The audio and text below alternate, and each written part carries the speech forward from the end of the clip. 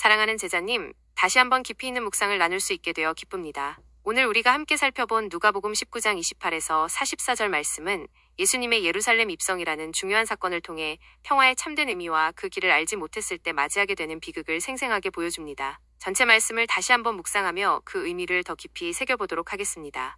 누가복음 19장 28에서 44절, 예수께서 이 말씀을 하시고 예루살렘을 향하여 앞서서 가시더라. 감람원이라는 산의 벳바게와 베다니에 가까이 왔을 때에 제자 중 둘을 보내시며 이르시되 너희 맞은편 마을로 가라. 그리로 들어가면 아직 아무 사람도 타보지 않은 나귀 새끼에 매여 있는 것을 보리니 풀어 끌고 오너라. 만일 누가 너희에게 어찌하여 푸느냐 묻거든 이렇게 말하되 주가 쓰시겠다 하라 하시매 보내심을 받은 자들이 가서 그 말씀하신 대로 만난지라. 나귀 새끼를 풀 때에 그 임자들이 이르되 어찌하여 나귀 새끼를 푸느냐 대답하되 주께서 쓰시겠다 하고 그것을 예수께로 끌고 와서 자기들의 겉옷을 나귀 새끼 위에 걸쳐놓고 예수를 태우니 가실 때에 저희가 자기의 겉옷을 길에 펴더라. 이미 감람산에서 내려가는 편까지 가까이 오심에 제자의 온 무리가 자기의 본바 모든 능한 일을 인하여 기뻐하며 큰 소리로 하나님을 찬양하여 가로되 찬송하리로다 주의 이름으로 오시는 왕이여 하늘에는 평화여 가장 높은 곳에는 영광이로다 하니 무리 중 어떤 바리새인들이 말하되 선생이여 당신의 제자들을 책망하소서 하거늘 대답하여 가라사대 내가 너희에게 말하노니 만일 이 사람들이 잠잠하면 돌들이 소리 지르리라 하시니라. 가까이 오사 성을 보시고 오시며 가라사대 너도 오늘날 평화에 관한 일을 알았다면 좋을 뻔하였거니와 지금 내 눈에 숨기웠도다. 날이 이를지라 네 원수들이 토성을 쌓고 너를 둘러 사면으로 가두고 또 너와 및 그 가운데 있는 내 자식들을 땅에 메어치며 돌 하나도 돌 위에 남기지 아니하리니 이는 권고받는 나를 네가 알지 못함을 인함이니라 하시니라.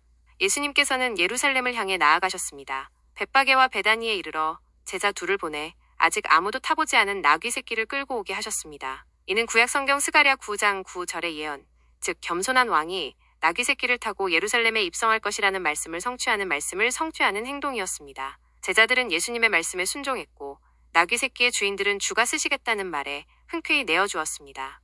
예수님께서 나귀 새끼를 타시자 제자들은 자신들의 겉옷을 나귀 새끼 위에 얹고 길에 펴며 왕을 맞이하듯 예수님을 환영했습니다. 감람산 내리막길에 이르자 예수님께서 행하신 놀라운 일들을 목격한 제자들의 무리는 기쁨에 넘쳐 큰 소리로 하나님을 찬양했습니다. 그들은 예수님을 주의 이름으로 오시는 왕이라고 외치며 하늘에는 평화, 가장 높은 곳에는 영광이라고 찬송했습니다. 이들의 환호는 예수님을 단순한 인간이 아닌 하나님의 권위를 가지고 오시는 메시아로 인식했음을 보여줍니다.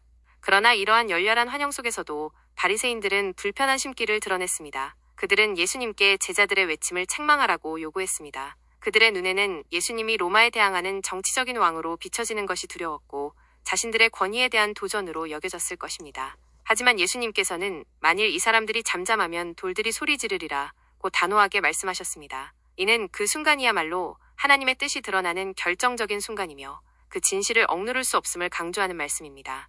예수님께서는 예루살렘 성에 가까이 이르러 그 성을 보시고 눈물을 흘리셨습니다. 왕으로서 환영받으시는 기쁨의 순간에 흘리신 눈물은 역설적으로 다가옵니다. 그 눈물은 예루살렘이 앞으로 맞이할 비극적인 운명, 즉 평화의 길을 알지 못하고 거부했기 때문에 겪게 될 멸망에 대한 슬픔이었습니다.